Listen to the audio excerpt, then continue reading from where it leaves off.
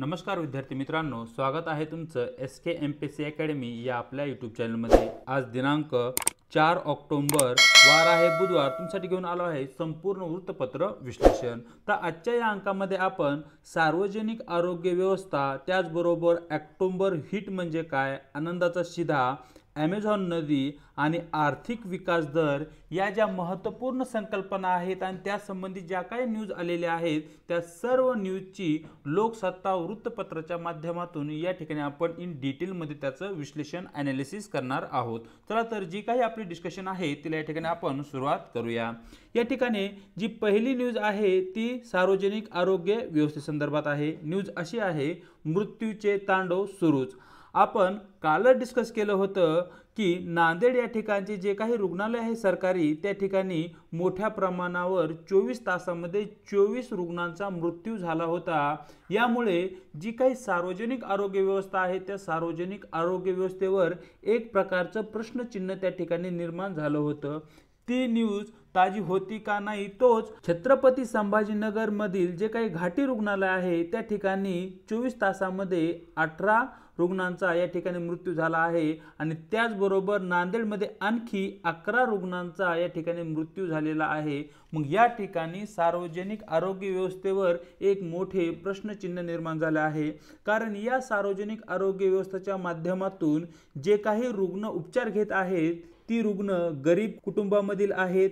मग या गरीब कुटुंबाचा कोणी वाली आहे का नाही, हाही एक प्रश्न या ठिकाणी निर्माण होत आहे। मग या ठिकाणी सार्वजनिक अर्थव्यवस्थेसंदर्भात काही समस्या आहेत, त्या समस्यांची या ठिकाणी आजच्या लेक्चरमध्ये आपण चर्चा करणार आहोत।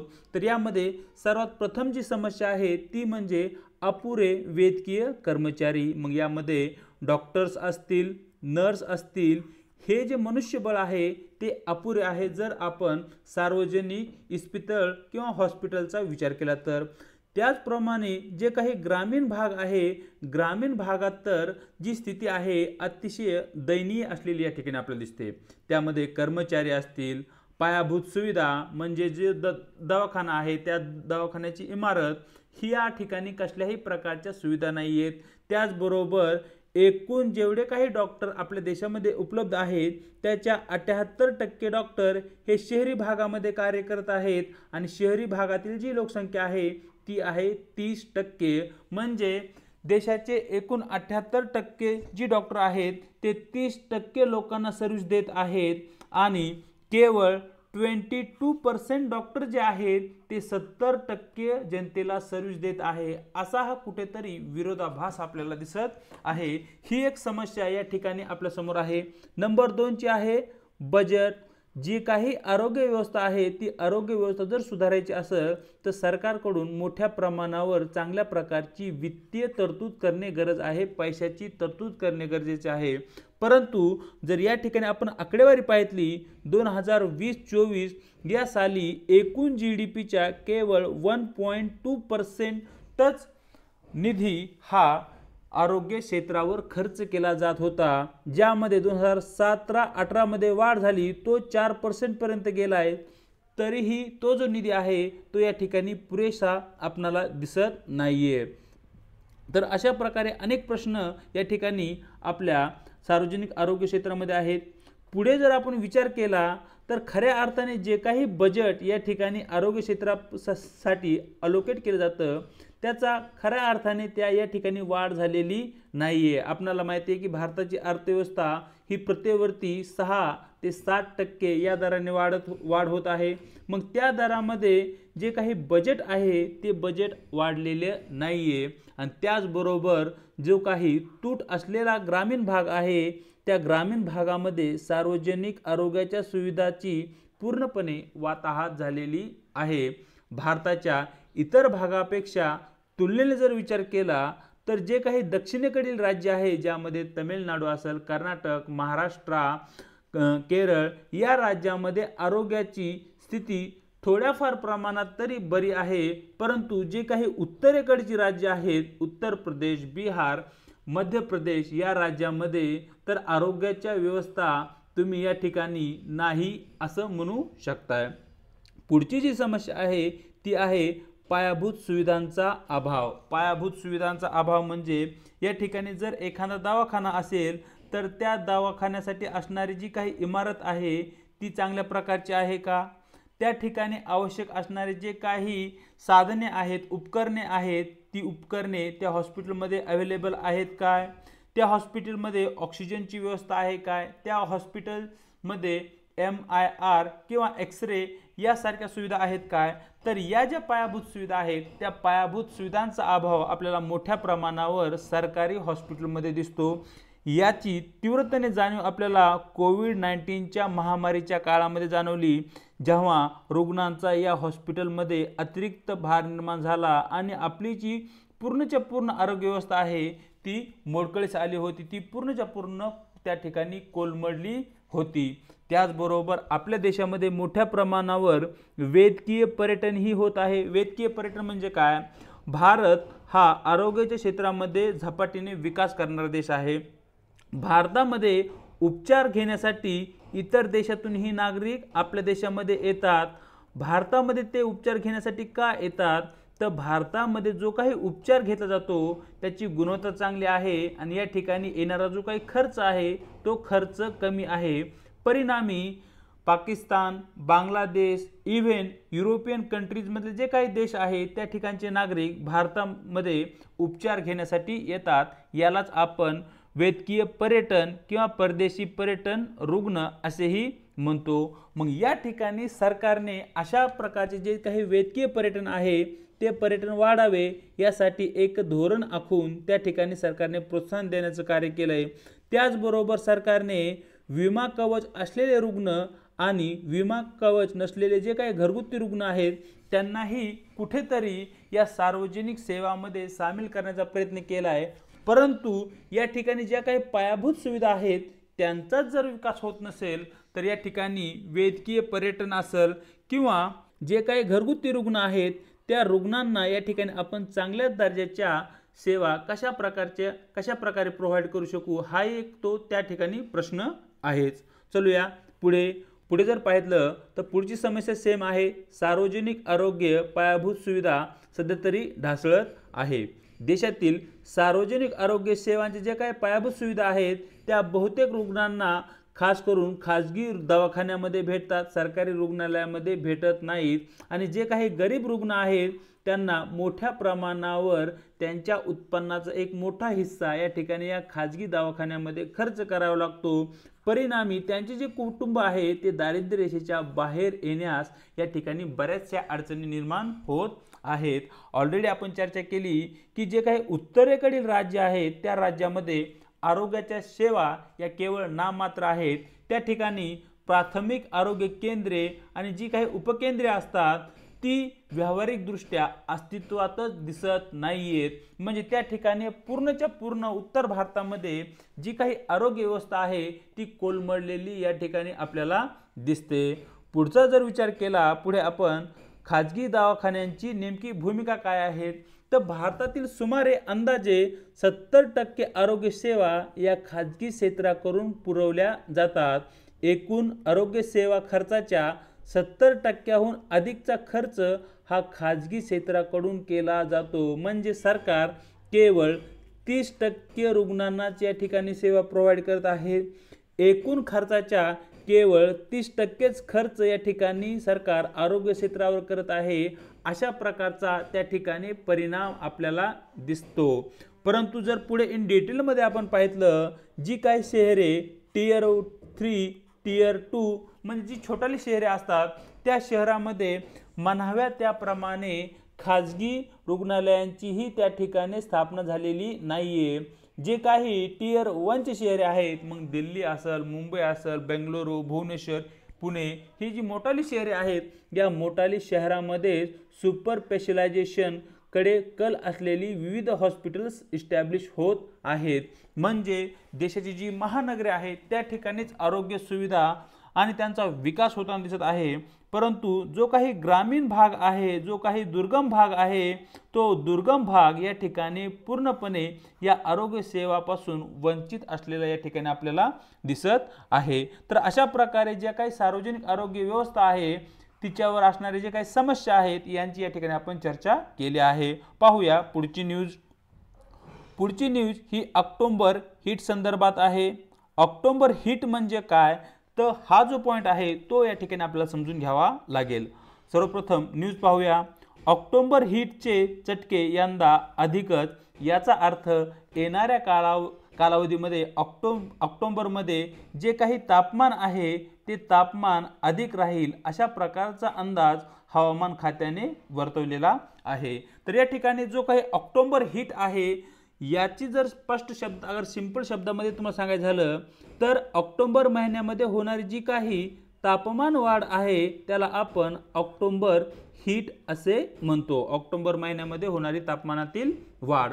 मग ऑक्टोबर महिन्यामध्ये तापमानामध्ये वाढ का होते हाही एक प्रश्न आहे, त्याची या ठिकाणी चर्चा करूया। या ठिकाणी आपली अर्थ आहे आणि अर्थच्या मधोमधून गेलेली जी काही रेषा आहे त्याला आपण विषुववृत्त म्हणतो, त्याला इंग्लिशमध्ये आपण इक्वेटर असे म्हणतो। मग या ठिकाणी 21 सप्टेंबर या तारखेला जी काही सूर्याची पोझिशन आहे ती थेट या ठिकाणी या विषुववृत्तावर असते। म्हणजे या ठिकाणी जो काही सूर्य या ठिकाणी 21 जून या दिवशी ट्रॉपिक ऑफ कॅन्सर जे काही कर्कवृत्त आहे या कर्कवृत्तावर जी काही सूर्याची पोझिशन आहे ती आता सूर्याची पोझिशन या ठिकाणी 21 सप्टेंबरला या विषुववृत्तावर आहे। म्हणजे सूर्य या ठिकाणी उत्तरेकडून दक्षिणेकडे वाटचाल करत आहे आणि या ठिकाणी जे काही विषुववृत्त आहे ते विषुववृत्त पार करण्यासाठी सूर्याला एकूण 45 दिवस लागतात। म्हणजे जेव्हा सूर्य हा विषुववृत्तावर असतो तेव्हा सूर्याची किरणे थेट ही पृष्ठभागावर पडत असतात, परिणामी त्या भागामध्ये उष्णताही जास्त निर्माण होते। मग सध्या तीच कंडिशन आहे की सूर्याची जी पोझिशन आहे ती सध्या आपल्याला विषुववृत्तावर आहे आणि 21 सप्टेंबर पासून पुढे 45 दिवस लागतील की सूर्याला हा जो विषुववृत्त आहे त्याला ओलांडण्यासाठी। मग या कालावधीमध्ये जो काही भारतीय उपखंड आहे ज्यामध्ये भारत आहे, बांगलादेश आहे, श्रीलंका आहे, नेपाळ, भूतान, पाकिस्तान, अफगाणिस्तान या जर देशाचा आपण समावेश केला तर याला आपण भारतीय उपखंड असे म्हणतो। मग या भारतीय उपखंडामध्ये या काळात सूर्याची जी काही उष्णता असते ती जास्त राहणार, ऑब्वियसली ते बरोबर आहे।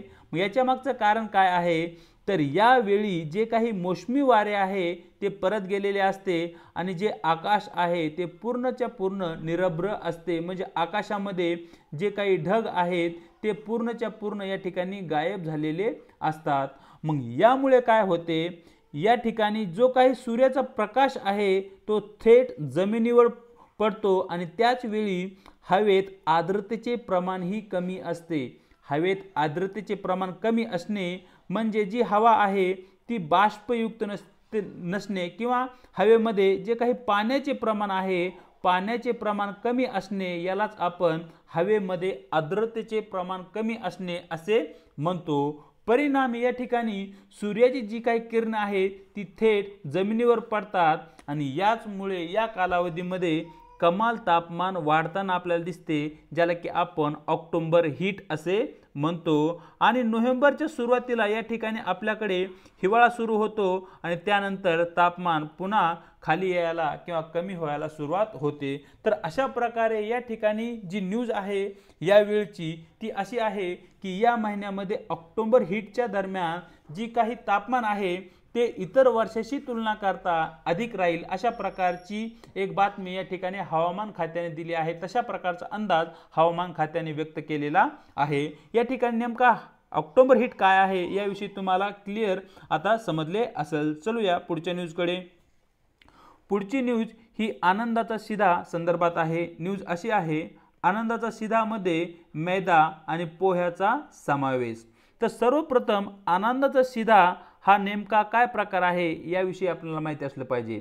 आनंदाचा शिधा काय आहे तर आनंदाचा शिधा एक अशा प्रकारची पिशवी आहे ज्यामध्ये सरकारकडून तुम्हाला अन्नधान्य आणि काही किराणा माल या ठिकाणी दिला जाईल आणि ज्याची की किंमत या ठिकाणी त्यांनी 100 रुपये सरकारने ठेवलेली आहे। आणि हा जो आनंदाचा शिधा आहे तो तुम्हाला राशन दुकानामार्फत वाटप केला जाईल। या राशन दुकानामध्ये जो काही आनंदाचा शिधा तुम्हाला भेटणार आहे त्यामध्ये कोणकोणते घटक समाविष्ट आहेत तर त्यामध्ये तुम्हाला 1 किलो साखर भेटणार आहे, अर्धा किलो चना डाळ भेटणार आहे, अर्धा किलो रवा भेटणार आहे, अर्धा किलो पोहे, मैदा हे घटक तुम्हाला त्या ठिकाणी भेटणार आहेत आणि 1 लिटर खाद्य तेल या ठिकाणी तुम्हाला या आनंदाच्या किटमध्ये भेटणार आहे किंवा आनंदाचे शिधा नावाची जी काही पिशवी आहे त्या पिशवीमध्ये भेटणार आहे आणि हे सर्वचे सर्व घटक तुम्हाला या ठिकाणी 100 रुपयामध्ये भेटणार आहेत। यालाच आपण आनंदाचा शिधा म्हणतो आणि हा जो आनंदाचा शिधा आहे याचे वाटप दिवाळी सणानिमित्त केले जाणार आहे। हाही पॉईंट तुम्हाला या ठिकाणी लक्षात ठेवायचा आहे। या ठिकाणी जे लाभार्थी वर्ग आहे, लाभार्थी कोण असतील तर राज्यातील जे काही अंत्योदय योजनेचे लाभार्थी आहेत ते सर्व लोक या आनंदाच्या शिधाचा लाभ घेऊ शकतात। त्याचबरोबर प्राधान्य कुटुंब शिधापत्रिका धारक जे आहेत ते लाभ घेऊ शकतात। छत्रपती संभाजीनगर आणि अमरावती विभागातील सर्व जिल्ह्यातील जे काही शिधापत्रिका धारक आहेत त्या सर्वांना या ठिकाणी आनंदाचा शिधाचे वाटप केले जाईल आणि नागपूर विभागातील जे काही आत्महत्याग्रस्त कुटुंब आहेत त्या कुटुंबांना या ठिकाणी आनंदाचा शिधा नावाची जी काही किट आहे ती किट दिली जाईल। तर अशा प्रकारे आनंदाचा शिधा ज्यामध्ये अन्न धान्य आणि किराणा मालाचा समावेश होतो। तर अशा प्रकारे या ठिकाणी आनंदाचा शिधा नेमकं काय आहे ते या ठिकाणी आपण समजून घेतलं। पाहूया पुढची न्यूज जी की ॲमेझॉन या नदी संदर्भात आहे। सर्वप्रथम न्यूज अशी आहे, ॲमेझॉन खोऱ्यातील तापमान वाढीने 120 डॉल्फिनचा मृत्यू। तर या ठिकाणी पहा जी काही ॲमेझॉन नदी आहे, ॲमेझॉन नदी ही त्या ठिकाणी असणारे जे काही डॉल्फिन्स आहेत त्या डॉल्फिन माशांसाठी प्रसिद्ध आहे। परंतु अलीकडील काळामध्ये जे काही हवामान बदल होत आहे त्या हवामान बदलामुळे मोठ्या प्रमाणावर जी आपली पृथ्वी आहे तिच्या तापमानात वाढ होत आहे। मग या तापमान वाढीमुळे विविध परिणाम आपल्या जैवविविधतेवर निर्माण होताना दिसत आहेत। तसाच एक परिणाम या ठिकाणी जो काही ब्राझील देश आहे, ब्राझील देशामध्ये यावर्षी दुष्काळ पडलेला आहे। परिणामी त्या भागामध्ये मोठ्या प्रमाणावर तापमान वाढ झाली असल्या कारणाने जे काही नदीचे पाणी आहे त्याचे तापमानही वाढले आहे आणि यामुळे या ठिकाणी डॉल्फिनचा मृत्यूही होत आहे। तर अशा प्रकारची ती न्यूज आहे। सर्वप्रथम जी ॲमेझॉन नदी आहे ही ॲमेझॉन नदी स्पर्धा परीक्षे दृष्टिकोनातून आपल्यासाठी महत्त्वाची आहे। तिची जी पोझिशन आहे जो काही साऊथ अमेरिका खंड आहे या साऊथ अमेरिका खंडामध्ये आपल्याला ॲमेझॉन नदी दिसते। या मॅपमध्ये तुम्ही पाहू शकता जी ॲमेझॉन नदी आहे ती पश्चिम दिशेकडून पूर्व दिशेकडे या ठिकाणी वाहताना आपल्याला दिसते। ॲमेझॉनचे जे काही जंगल्स आहेत ते विश्वप्रसिद्ध आहेत। यांना जे काही ॲमेझॉनचे जंगल आहे त्यांना लंग्स ऑफ वर्ल्ड म्हणजे जगाचे फुफ्फुस या नावानेही ओळखले जाते। या ठिकाणी जी काही ॲमेझॉन नदी आहे तिचा सर्वात जास्त भाग या ठिकाणी जो काही ब्राझील देश आहे या ब्राझील देशामध्ये येतो। तर अशा प्रकारे या ठिकाणी मॅपच्या माध्यमातून जे काही ॲमेझॉन रिव्हर आहे तिची लोकेशन या ठिकाणी आपण पाहितली। तर या ठिकाणी जी ॲमेझॉन नदी आहे तिच्याविषयी जे महत्त्वाचे फॅक्ट आहेत त्या फॅक्टचीही या ठिकाणी आपण चर्चा करूया। जगातील ती सर्वात मोठी नदी आहे, म्हणजे पाणी वाहून नेण्यामध्ये ती जगातील पहिल्या क्रमांकाची सर्वात मोठी नदी आहे आणि लांबीचा जर विचार केला तर जगात दुसऱ्या क्रमांकाची ती सर्वाधिक लांब असणारी नदी आहे जिची की लांबी 6400 किलोमीटर आहे। आणि सर्वाधिक लांबीची नदी कोणती आहे ते मला तुम्हाला कमेंट बॉक्समध्ये कळवायचं आहे। या नदीचा उगम पेरू या देशातील अँडीज पर्वतातील नेवाडे मिस मिल हा जो डोंगर आहे या डोंगरावर होतो। या ठिकाणी क्वेश्चन विचारला जाऊ शकतो की जी ॲमेझॉन नदी आहे त्या ॲमेझॉन नदीचा उगम कोठे होतो, तर सरळ तुम्हाला अँडीज, रॉकीज अशा प्रकारचे पर्वताची नावे दिली जातील। तर या ठिकाणी अँडीज पर्वतातील नेवाडे मिस मिल या ठिकाणी ॲमेझॉन नदीचा उगम होतो। हा पॉईंट या ठिकाणी तुम्हाला नोट डाऊन करून घ्यायचा आहे। जे काही नदीचे मुख आहे म्हणजे या ठिकाणी नदी कोणत्या समुद्राला जाऊन भेटते तर या ठिकाणी पहा जी नदी आहे ती अटलांटिक सी किंवा अटलांटिक जो महासागर आहे त्या महासागराला जाऊन भेटते आणि ज्या ठिकाणी ॲमेझॉन नदीचे मुख आहे तो देश आहे ब्राझील। ॲमेझॉन खोरे हे जगातील सर्वात मोठे खोरे आहे। हाही पॉईंट या ठिकाणी आपल्यासाठी महत्त्वाचा आहे। त्याचबरोबर ॲमेझॉनच्या ज्या काही उपनद्या आहेत त्यांच्याविषयी थोड्याफार प्रमाणात तुम्हाला माहिती असणं आवश्यक आहे, ज्यामध्ये मोरेनोज, जॅपुरा, कॉकेटा, रिओ निग्रो, गायनुआ, पुटुमाओ, उकायाली, पुरुसू, मदिरा, झिंगू, टोकॅटिस अशा प्रकारे काही नद्या या ठिकाणी आपण ॲमेझॉनच्या उपनद्या पाहिलेल्या आहेत। चलूया पुढच्या न्यूजकडे। पुढची आणि जी आपली शेवटची न्यूज आहे ती आहे अर्थजगतापासून। न्यूज अशी आहे, विकास दर 6.3% राहील। जागतिक बँकेने अलीकडेच भारताचा जो काही विकास दर आहे तो चालू आर्थिक वर्षामध्ये 6.3% राहील अशा प्रकारचे एक भाकीत व्यक्त केलेले आहे। मग या ठिकाणी विकास दर 6.3% राहील याचा नेमका अर्थ काय तो या ठिकाणी आपण समजून घेऊया। सर्वप्रथम विकास दर म्हणजे काय, तर आर्थिक विकास म्हणजे दीर्घ कालावधीत अर्थव्यवस्थेत सतत वाढ आणि प्रगती होय। म्हणजे एका लॉंग टर्म मध्ये, एका लांबच्या कालावधीत, फॉर एक्झाम्पल 5 वर्षाचा कालावधी असेल किंवा तुमचा 10 वर्षाचा कालावधी असेल, या कालावधीमध्ये अर्थव्यवस्थेमध्ये जर वाढ होत असेल आणि ती सततची वाढ असेल तर याला आपण आर्थिक विकास असे म्हणतो। आणि सामान्यतः जनरलपणे जर आपण विचार केला, जे काही सकल देशांतर्गत उत्पादन आहे किंवा ज्याला की आपण GDP ग्रॉस डोमेस्टिक प्रोडक्ट म्हणतो, याच्या अंतर्गत या ठिकाणी आपण देशाचा आर्थिक विकास किंवा आर्थिक वृद्धी हा जो घटक आहे, हा जो पॉईंट आहे त्याचं मापन करत असतो। देशाचा आर्थिक विकास होणे म्हणजे काय, तर देशाचे जे काही नागरिक आहेत त्या नागरिकांच्या दरडोई उत्पन्नामध्ये वाढ होणे, नागरिकांना चांगला रोजगाराचा दर भेटणे, नागरिकांचे जे काही राहणीमान आहे ते राहणीमान सुधारणे, अशा प्रकारच्या जर काही गोष्टी आपल्या देशामध्ये घडत असेल तर याचा अर्थ त्या ठिकाणी त्या देशाचा आर्थिक विकास होत आहे असा होतो। तर या ठिकाणी आर्थिक विकास हा जो पॉईंट आहे तो एका उदाहरणाच्या माध्यमातून आपण समजून घेऊया। फॉर एक्झाम्पल 2020 या साली भारताची जी एकूण अर्थव्यवस्था आहे किंवा भारताचे जे एकूण उत्पन्न आहे ते 100 कोटी रुपये आहे। या ठिकाणी ॲज एक्झाम्पल आपण घेत आहोत। मग 2020 ते 2021 या सालादरम्यान भारताची अर्थव्यवस्था 6.3% वाढेल किंवा 6.3% भारतीय अर्थव्यवस्थेचा विकास होईल अशा प्रकारचा अंदाज असेल। आणि तशा प्रकारे जर तो अंदाज खरा ठरला तर 2021-22 या वर्षी भारताची जे काही एकूण उत्पन्न असेल ते 106.3 कोटी असेल। म्हणजे या ठिकाणी आपलं 6.3 कोटीचं या ठिकाणी उत्पादनामध्ये देशाच्या अर्थव्यवस्थेमध्ये वाढ झालेली आहे। तर अशा प्रकारे जेव्हा जो काही आर्थिक विकास आहे, आर्थिक विकास होत असताना देशाची जी काही संपत्ती आहे त्या संपत्तीमध्ये वाढ होत असते आणि जेव्हा देशाच्या संपत्तीमध्ये वाढ होते त्यालाच आपण आर्थिक विकास असे म्हणतो। आणि जी काही जागतिक बँक आहे जिला की आपण वर्ल्ड बँक असे म्हणतो, त्या बँकेने असा अंदाज व्यक्त केला आहे